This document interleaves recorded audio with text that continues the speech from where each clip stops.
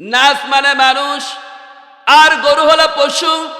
আল্লাহ শুরু করলেন পশু দিয়ে, যেটা সবচাইতে পশুর মধ্যে গাধা, বুদ্ধি কম, বুদ্ধি যারা কম তাকে কিন্তু মানুষ গরু বলে, ঠিক না বলে? এক কথা বলেন, গরু বলে কিনা? কিন্তু মানুষের কিতাব আল্লাহ তাআলা দিলেন, শুরু করলেন গরু দিয়ে, কিন্তু মানুষ দিয়ে শুরু করার কথা গরু দিয়ে করলেন কেন? মানুষের সূরাটা আল্লাহ তাআলা দিলেন একেবারে শেষে। কারণটা কি? কারণ নিশ্চয়ই আছে না নাই? আওয়াজ দেন, আছে না নাই? অবশ্যই কারণ আছে। আল্লাহ রাব্বুল আলামিন বলছেন, রে পৃথিবীর মানুষেরা, আমি হলো জ্ঞানী, আমি হিকমতের সাথে বান্দাদেরকে জ্ঞান দেই। আমি ডাইরেক্ট দেই না, ইনডাইরেক্ট একটু জ্ঞান তাত্ত্বিক দিয়ে, জ্ঞান দ্বারাই রিসার্চ করে যদি গ্রহণ করা যায়, ওটার মধ্যে গুরুত্ব থাকে, ঠিক না বলেন? একেবারে সহজে যদি না চাইতেই পায়, ওটার কিন্তু গুরুত্ব নাই। আর যদি চেয়ে তারপরে পাওয়া যায়, ওটার কিন্তু গুরুত্ব বেশি, ঠিক না বলেন? গুরুত্ব বেশি। যার জন্য আল্লাহ রাব্বুল আলামিন বলছে, আরে পৃথিবীর মানুষেরা শুনে রাখো, আমার কথাগুলো সব হলো হিকমতপূর্ণ। একটু ভেবে চিন্তা নিয়ে তারপরে গ্রহণ করা লাগবে। ডাইরেক্ট কোনো জিনিস আমি দেই নাই। যার জন্য আল্লাহ রাব্বুল আলামিন গরু দিয়ে শুরু করলেন, নবীকে জানিয়ে দিলেন, নবীজি আপনার উম্মতদেরকে আমি সাইজ করার জন্য, সুন্দর বানানোর জন্য, জ্ঞান এবং তেজস্বী বুদ্ধিমান বানানোর জন্য আমি গরু দিয়ে শুরু করলাম। গরু হলো এমন একটা প্রশ্ন, যা করা যায় তাই মেনে নেয়। আল্লাহু আকবার কন। গরু কি কোনো নিষেধ করে? হাল চাষ করলে সেখানে আছে, যদি গরু দিয়ে কিছু বহন করে তাও আছে, ঠিক না বলেন? এরপর দুধ দহন করলে কোনো নিষেধ নাই। জবাই করে খাইলে কি নিষেধ করে? যেরকম কিন্তু তার ব্যবস্থা করে, নিষেধ করে না। যার জন্য আল্লাহ রাব্বুল আলামিন একটা হিকমতপূর্ণ একটা আয়াত দিয়ে, হিকমতপূর্ণ নাম দিয়ে শুরু করলেন, দুনিয়ার মানুষরা, তোমাদেরকে আমি আল্লাহ রাব্বুল আলামিন আশরাফুল মাখলুকাত বানাইছি, কিন্তু গরু দিয়ে বুঝ দিয়েছি, যদিও তুমি মানুষ হও, গরুর চরিত্র যদি তুমি গ্রহণ করতে পারো, তাহলে তোমার শেষ বিদায়টা হবে মানুষ রূপে। সুবহানাল্লাহ কর। তুমি গরুর মতো যদি মেনে নাও, কোরআন যা বলবে তাই শুনবো, তাই মেনে নেব। আল্লাহু আকবার কন। দোস্ত বুজুর্গ, গরুটা দিয়ে শুরু করলেন। গরুর ইতিহাসটা কি? কোরআন কারীমের মধ্যে আল্লাহ রাব্বুল আলামিন বলছে, ওয়াইয ক্বালা মূসা লিকওমিহি ইন্নাল্লাহা ইয়া'মুরুকুম আন তাযবাহু বাকারা। আল্লাহু আকবার কন। আল্লাহ রাব্বুল আলামিন বলছে, গরু ইয ক্বালা মূসা লিকওমিহি ইন্নাল্লাহা ইয়া'মুরুকুম আন তাযবাহু বাকারা। মূসা আলাইহিস সালাতু ওয়াস সালামের কাছে একটা বিচার নিয়ে গেলেন। কি নিয়ে গেলেন? যেরকম বিচার নিয়ে গেলেন। মূসা, তোমাকে আমরা জ্বালাই, কষ্ট দেই, তোমার দিন আমরা গ্রহণ করি না, তবে আজকে আমরা বড় বিপদের মধ্যে পড়ে আছি। বড় বড় নেতারা সব হাজির হয়ে গেছে মূসার দরবারে। মূসা বলছে, কি ব্যাপার? আমি তোমাদেরকে দিলে, দাওয়াত দিলে, আল্লাহর কথা বললে তোমরা নাক সিটকাও, ঘৃণা করো, চলে যাও। আর কেন দল ধরে চলে আসছো? কারণটা কি? মূসা, বড় বিপদে পড়ে গেছি, তাই আমরা নেতারা সব চলে আসলাম। আমাদের সমস্যাটাকে দূর করা লাগবে। আল্লাহু আকবার কন। বিপদে পড়লে মানুষ যার কাছে জীবনেও যায় না, তারও যায় পাও ধরে বসে থাকে, ঠিক না বলেন? এখন যেরকম ফেসিবাদী গুলো সব করতে পলাইছে, কি পলাই নাই? কথা কয় না তো, পলাই নাই? তারা লাগে নাই, মারা লাগে নাই, পলাইছে। আর কেউ কেউ গভীর রাতে যায় ওই বিএনপি অথবা জামাতের লোকের কাছে পা ধরে বসে আছে, বাঁচাও, তুমি এমন কি কাজ করেছো পাও ধরা লাগে? তোমার কি আগে হুঁশ ছিল না? ঠিক না বলো? তুমি যে মানুষ, কেন অন্য মানুষকে কষ্ট দিয়ে এখন কেন কুকুরের মতো ঘুরে বেড়াও? ঠিক না বলেন? তুমি মানুষের ব্যবহার করলে এখনো থাকতে পারতাম, পশুর মতো ব্যবহার করছো, তাই আজ জঙ্গলে জঙ্গলে থাকা লাগে, আর রাতের বেলায় যায় টাকা পয়সা দিয়ে মিট মাট করা লাগতেছে, ঠিক না বলেন? যারা গান তখন ভালো হও।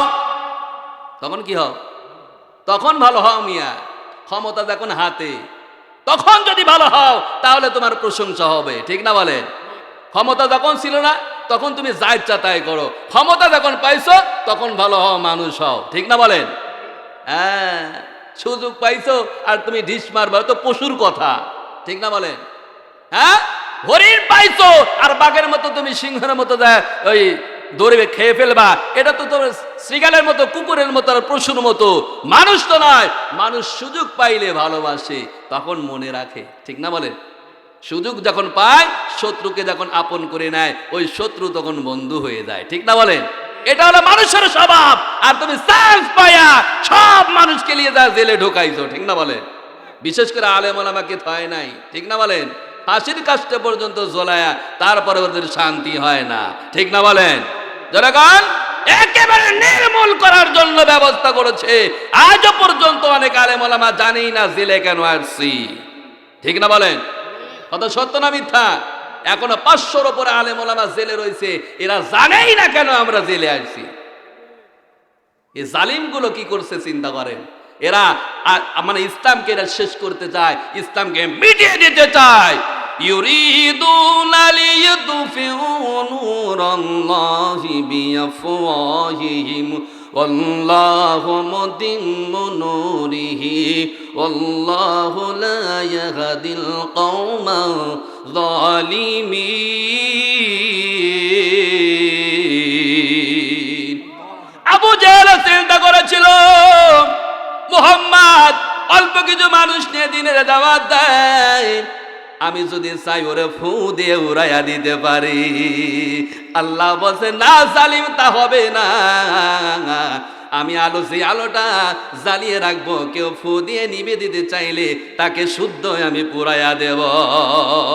আল্লাহু আকবার কোন। ইসলামকে মিটানোর জন্য যারাই চেষ্টা করেছে তারাই ধ্বংস হয়েছে। যেরকম হয় নাই, নমরুদ ইসলামকে মিটিয়ে দিতে চাইছে, নমরুদ মুসাতে গেছে, যায় নাই? তাও ডাঙরা মুসা, ভালো মুসা হলে তাও বোঝা যেত, ঠিক না?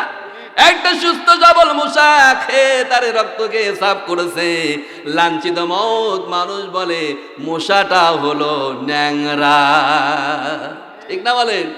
ফেরাউন কেমন করে গেছে, যেই ফেরাউন নিজেকে রব দাবি করেছে, নীলনদকে নিজের ক্ষমতায় নিয়ে বলছে নীলনদ আমার কথা শোনে, আর মানুষগুলো তাই মনে করে রব। আমার আল্লাহ রব্বুল আলামিন শেষ পর্যায়ে ওই নীলনদী সুবাইয়া মারছে, ঠিক না বলো? বেশি যারা বাড়াবাড়ি করবা দিনের প্রতি, ইসলামের প্রতি, তাদের লাঞ্ছিত মওত হবে, ঠিক না বলেন? দুনিয়াতে তার শান্তি হবে না, যত বড় সম্পদশালী হোক, যত কোটিপতি হোক না কেন। আজ বাংলাদেশের শ্রেষ্ঠ ধনী আজ মাছের টলারের মধ্যে জিএনির মতো পালায়, ঠিক না বলেন? মৎস্যজীবী হয়ে তাও খাতির পায় নাই, পাইছে নাকি? হ্যাঁ, SM গ্রুপের যে মালিক, ঠিক না? হ্যাঁ, দরবেশ বাবা নাম কি কইছে মানুষ? দরবেশ দাড়ি বাড়ি কাটিয়ে জিএনির পোশাক পরে তাও পালায় সুযোগ হলো না কেন? আমার আল্লাহ ধরে না, ধরলে ছাড়ে না। ছাড়বে কেমনে করে? কারণ ওই বদমাইশটাই সবচেয়ে বেশি টাকা পয়সা নষ্ট করছে বাংলাদেশে, ঠিক না বলেন? অদস্ত বুজুর্গ, আজ পৃথিবীর ইতিহাস হয়ে যাবে। আল্লাহ রাব্বুল আলামিন সৃষ্টি থেকে নিয়ে দেখাইছে, যে যত বড় ক্ষমতা দেখাইছে তার তত বড় ক্ষমতা লোভ হয়েছে, ঠিক না বলেন? যেমন করে নমরুদ, যেমন করে ফেরাউন, যেমন করে হামান, যেমন করে আবু জেহেল, তার শক্তিশালী বেশি। আমার আল্লাহ রাব্বুল আলামিন দুইটা নাবালক শিশু দ্বারা পিটাইয়া জমিন থেকে বিদায় করেছে, ঠিক না বলেন?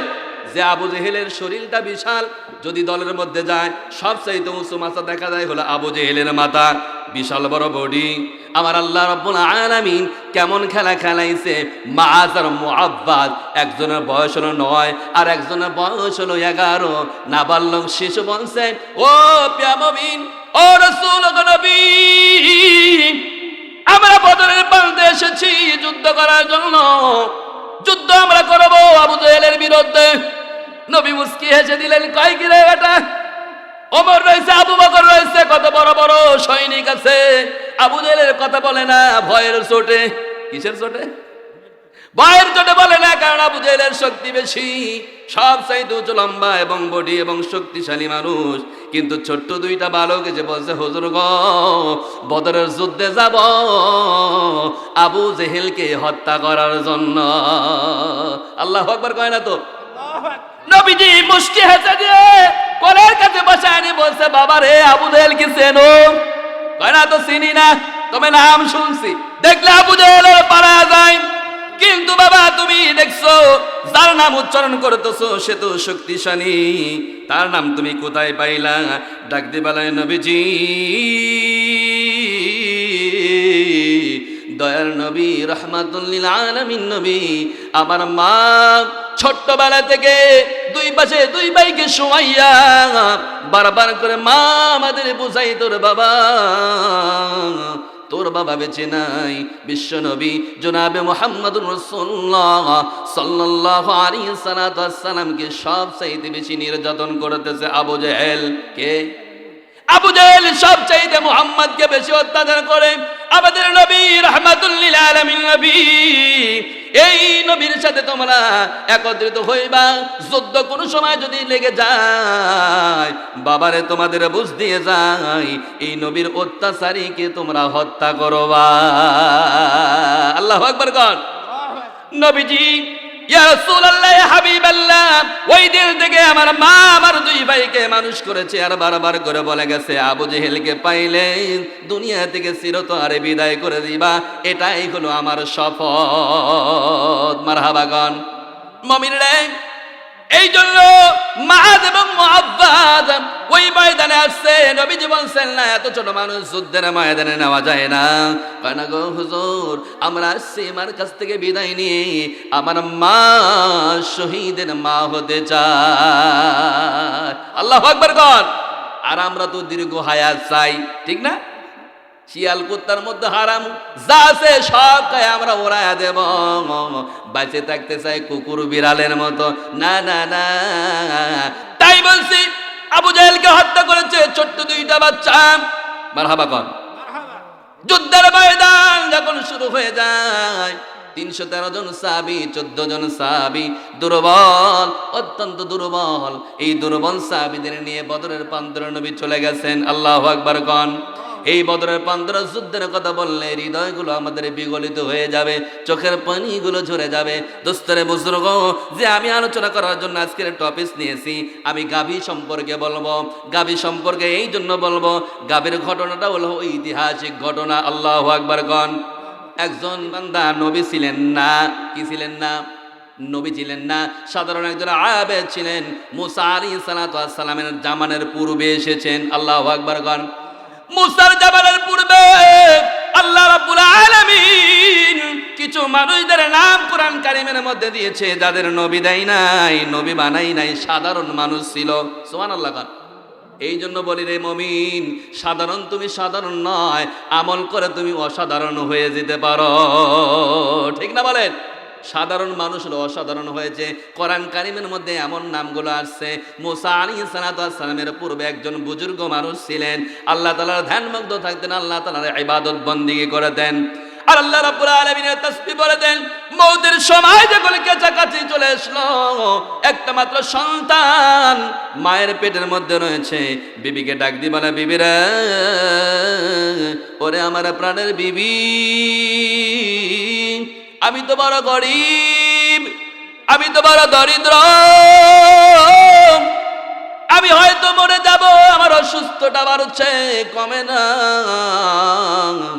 বিবি রে, আমি একটা গাভী ছেড়ে যাচ্ছি, সম্পদ তো নাই, এই সম্পদ আমি এই গাভীটা, ছোট্ট বাচ্চাটা আমি মান্নত করে গেলাম, আমি হয়তো দুনিয়াতে বাঁচবো না, চলে যাব, কিন্তু আল্লাহর হস্তে ছেড়ে গেলাম, এই গাভীটা আমার সন্তানের বড় সম্পদ হবে।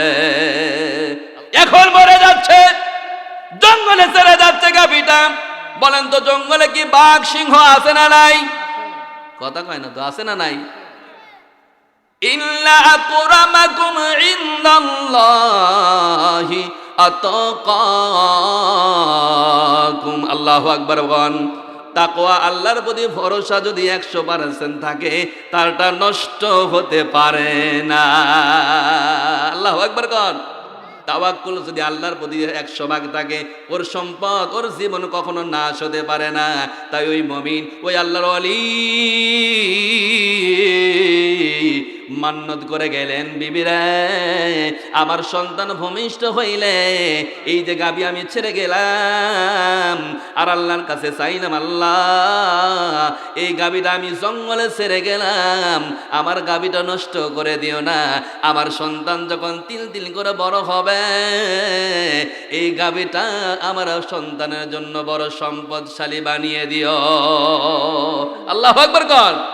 কোরআন কারীমের মধ্যে আল্লাহ রাব্বুল আলামিন ওয়ালিদের ব্যাপারে বলেছে, ওয়ালিরা দামি, ওয়ালিদের সম্পর্কে এই জন্য জানতে হবে, আলাম ইল্লা আউলিয়া আল্লাহু লা খাউফুন আলাইহিম ওয়ালা হুম ইয়াহজানুন।